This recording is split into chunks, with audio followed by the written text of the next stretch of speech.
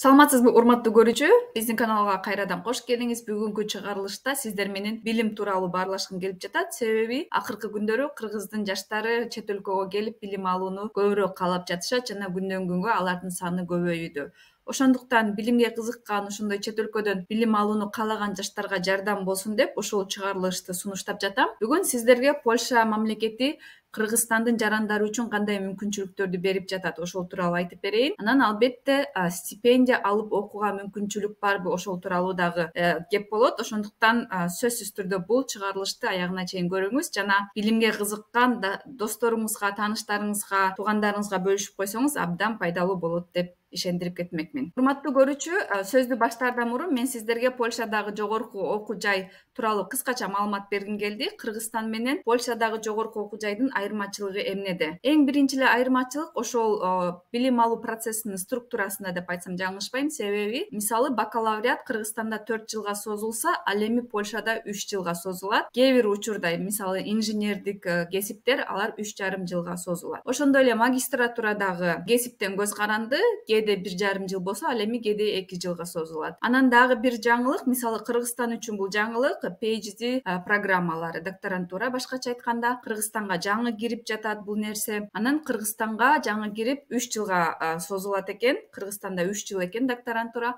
Ал эми Польшада докторантурада окуйм десеңиз, анда 4 жыл окуйсуз. Ошол айырмачылыгы. Дагы бир айырмачылык бул Польшада окуу жылы октябрь айында башталат. Мисалы, мектептер Кыргызстандагыдай эле кадимкидей сентябрь айында башталса, ал эми жогорку окуу жайлар октябрь айында башталат. Ошондой эле Польша менен Кыргызстандагы сырттан окуган, башкача айтканда биз заочно деп Кыргызстанда көп колдонобуз ушул сөздү. Ошол заочно окуган студенттердин дагы билим алуусу өзгөчөлөнүп турат. Себеби Польшада сырттан билим алгандар абдан университет менен тыгыз байланышта болот. Себеби Кыргызстанда менин билишимче заочно окугандар жылына 2 жолу барып сессия тапшырып, ошондой эле болот. Ал эми Польшада заочно окуган студенттер дээрлик жума сайын окууга барышат. Стационарно окуган студенттер окушса, 1-күндөн 5-күнгө чейин окушса, ал эми сырттан окуган студенттер жума күндөн жекшемби күнгө чейин окушат. Ушул айырмачылык. Дагы бир чоң айырмачылык албетте бул коррупция менен байланышкан. Себеби Польшанын жогорку окуу жайларында коррупция деген түшүнүк жок. Эч бир студенттин оюна акчаны берип же тааныш аркылуу сабактарымды бүтүрөйүн деген ой келбейт. Ошондуктан ар дайым өз күчүң менен бардык экзамендерди жаап, өз күчүң менен окуганга туура келет. Ал эми Кыргызстанда, мисалы мен Кыргызстандан кеткениме 8 жыл болду. 8 жыл мурун мен дагы Кыргызстанда студент болчумун. Ошол учурда Кыргызстандагы жогорку окуу жайларда абал абдан начар болчу. Ар бир жогорку окуу жайда коррупция бар экени баарыбызга белгилүү болчу. Азыр абал кандай болду билбейм. Мүмкүн жакшы жака өзгөрдү. Андай коррупция дагы жок болду. Эгерде сиздин маалыматыңыз болсо, бөлүшө кетсеңиз сонун болот. Кийинки айырмачылык тууралуу айтсам, бул болсо төлөмдөргө байланыштуу. Себеби, мисалы, Польшада жакшы мүмкүнчүлүк бар. Айрыкча жеке жогорку окуу жайларда ай сайын акчаны төлөгөнгө болот. Мисалы, мен окугум келип жатат, бирок дароо ошол чоң суммадагы акчаны окууга төлөгөнгө даяр эмесмин деп айтсаңыз, анда сиз ошол контрактты 10 айга бөлүп туруп ай сайын төлөй берсеңиз болот. Жогорку окуу жайларда көп ушундай система колдонулат. Бул жагы мага абдан жагат, себеби көп студенттерге жеңилдик берет деп ойлойм. Анткени студенттер бир маалда иштеп, кайра окуп дагы анан алган айлыгын ай сайын төлөп, ушинтип окуй беришет. Бул жагы абдан жакшы деп ойлойм. Урматтуу көрүүчүлөр, азыр мен сиздерге жана башында айтып кеткен Кыргызстанга кандай мүмкүнчүлүктөр бар, Кыргызстандын жарандарына Польша мамлекети кандай мүмкүнчүлүктөрдү берип жатат, ошол тууралуу айтып берейин. Биринчи эле мүмкүнчүлүк албетте бул конкреттүү жогорку окуу жайга байланыштуу. Бул жерде эмнени айткым келип жатат? Эгерде сиз Польшага окууга тапшырууну кааласаңыз, анда сизден көп эмгек талап кылынат. Себеби ар бир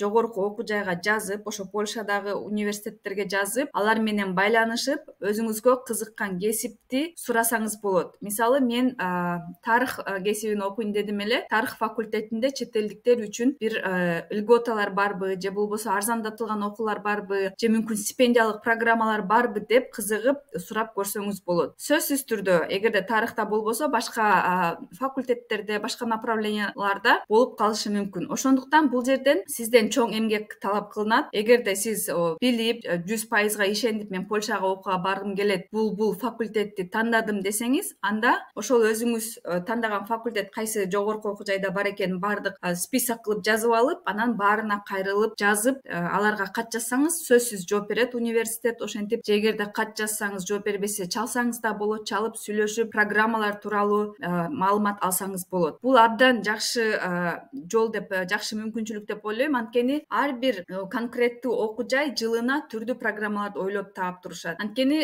чет элдик жарандарды, чет элдик студенттерди өзүлөрүнүн окуу жайы менен кызыктыргысы келгенде ушундай түрдүү программаларды ойлоп табышат. Ошондуктан эгерде сиз тил билбейм, мага Польшадагы жогорку окуу жайларды издеген кыйын болуп жатат десеңиз, анда мага кайрылсаңыз, мен дагы сизге ылайыктуу, сизге жаккан факультеттен ушундай бекер окууларды таап бергенге аракет кылам. Мисалы, быйыл Польшадагы эң жакшы деп саналган университеттердин бири Варшавада археология факультетинде бекер окуу бар. Ошондой сыяктуу башка дагы жогорку окуу жайлардан бекер окууну тапса болот. Ал эми экинчи мүмкүнчүлүк бул эл аралык программалар. Себеби эл аралык программалар абдан жакшы мүмкүнчүлүктөрдү беришет. Мисалы, Erasmus деген программаны баарыбыз эле уккан болушубуз керек. Айрыкча ошо студенттер үчүн сонун мүмкүнчүлүктөрдү түзүп беришет. Эгерде сиз Кыргызстанда студент болсоңуз же болбосо иштесеңиз, жогорку окуу жайда иштесеңиз, ошол Erasmus программасы аркылуу Польшанын жогорку окуу жайларына келип, тажрыйба алып, жана окуп кетсеңиз да болот. Erasmustун эң чоң артыкчылыгы бул албетте алар ар дайым стипендия төлөп берет. Көп учурда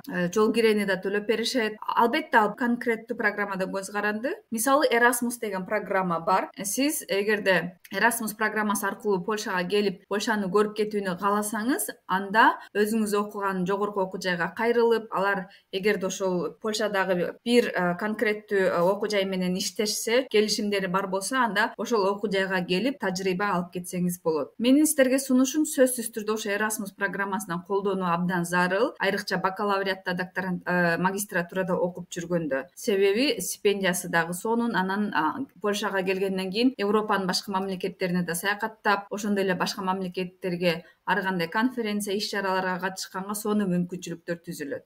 Кийинки программа тууралуу айтсам, бул болсо NAVA деп айтылат. NAVA бул Польшадагы ошол агентство. Бул агентстводагы түрлүү мамлекеттер үчүн ар кандай программаларды уюштуруп турушат. Ал NAVAнын алкагында бакалавриатка, магистратурага, докторантурага келсе болот. Erasmus'тан айырмаланып, NAVA абдан аз сандагы студенттерди алат. Ошондуктан конкурста күчтүү болот. Эгерде NAVA аркылуу келем десеңиз, толугу менен стипендияга ээ болосуз. Ошондой эле абдан жакшы окуу жайларга алып келишет Польшадагы. Ошондуктан бул жакты да карап көрсөңүз болот. Эгерде NAVA аркылуу маалымат алгыңыз келсе, интернетке NAVA деп жазсаңыз, дароо сизге маалыматтын баары чыгат. Ал жакта маалымат англис тилинде бар, поляк тилинде бар. Эгерде поляк тилин билбесеңиз, анда англис тилинде окусаңыз болот. Эгерде албетте жана айтып кеткендей эле поляк тилинде, англис тилинде билбесеңиз, анда мага кайрылсаңыз, мен сизге жардам берем, сизге ылайыктуу программа тапканга. Ал эми үчүнчү мүмкүнчүлүк тууралуу айтсам, бул албетте поляк тилине байланышкан. Себеби Польшанын мыйзамы боюнча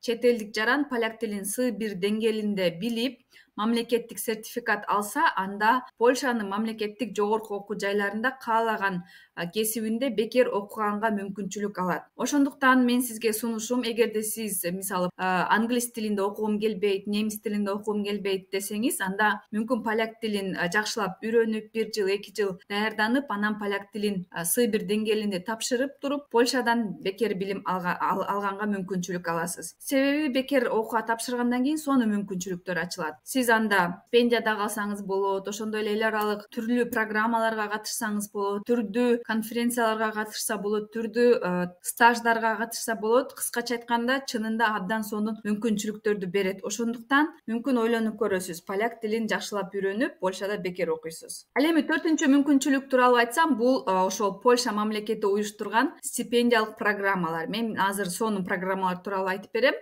Бул программалар жылына өтүп турат, жылына кайталанат. даярданат. Ошондуктан эгерде быйыл жетишпей калсаңыз, мүмкүн эмдиги жылкыга жакшылап даярданып, келаткан жылы тапшырып көрөсүз. Биринчи программа бул стипендиальная программа для молодых ученых деп айтылат. Бул программанын алкагында келсеңиз, сиз 12 айга созулган стаж өтөсүз, илимий стаж Польшадагы мамлекеттик жогорку окуу жайларынын биринде. Ал сиздин темаңыздан көз каранды болот. Себеби бул программаларга өтүү үчүн сиз сөзсүз түрдө проект жазышыңыз керек, илимий иш жүргүзүшүңүз керек. Ошол илимий ишке жараша сиздерди жогорку окуу жайларга бөлүшөт. Бул стипендиялык программага өткөндөн кийин айына 1,5 миң злотый стипендия аласыз ай сайын. Ошондой эле поляк тилин бир семестр бекер окуганга мүмкүнчүлүк аласыз. Анан дагы ошол сиз жөнөтүлгөн жогорку окуу жайда кандай иш-чаралар болсо, ошолордун баарына бекер катышууга, сабактарга бекер катышууга мүмкүнчүлүк аласыз. Ошондуктан бул абдан жакшы программа деп ойлойм. Айрыкча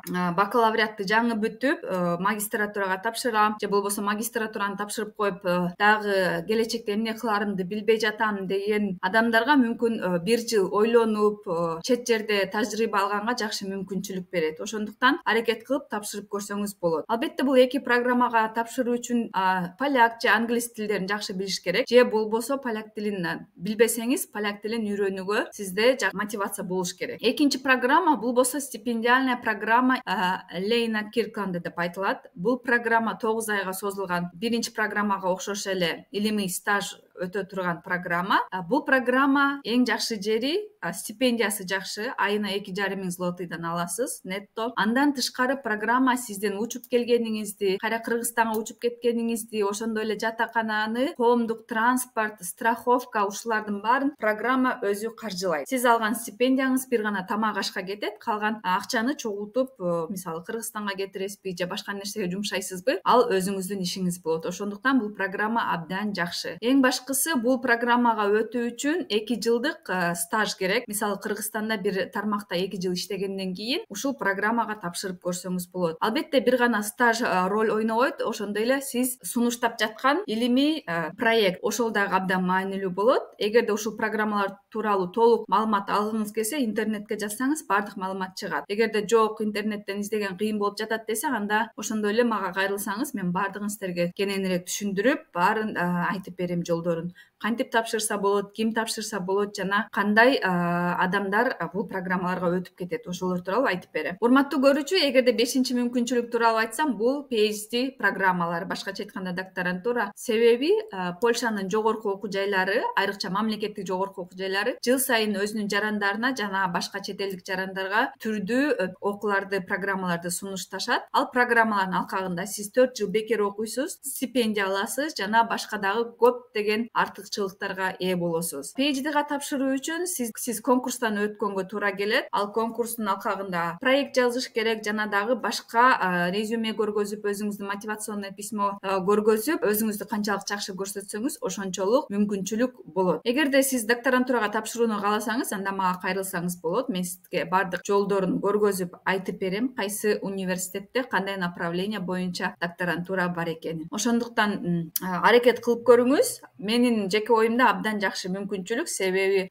магистратураны бүткөндөн кийин андан ары иштөөнү каалабай, илимий иш жүргүзүүнү кааласаңыз, анда докторантура сиз үчүн абдан жакшы вариант болот. Урматтуу көрүүчүлөр, ушуну менен бүгүнкү чыгарылышты жыйынтыктайын. Эгерде каналга каттала элек болсоңуз, сөзсүз түрдө катталыңыз жана ой пикир жазып, лайк басып турсаңыз сонун болот. Эгерде менин Instagram баракчама жазыла элек болсоңуз, ал жакка да жазылып алууну сунуштайм, себеби ал жактан Польшадагы күнүмдүк жашоону көрсөтүп, андан тышкары пайдалуу жана кызыктуу маалыматтар менен бөлүшүп турганга аракет кылам. Кийинки чыгарылыштан көрүшкөнчө саламатта туруңуздар.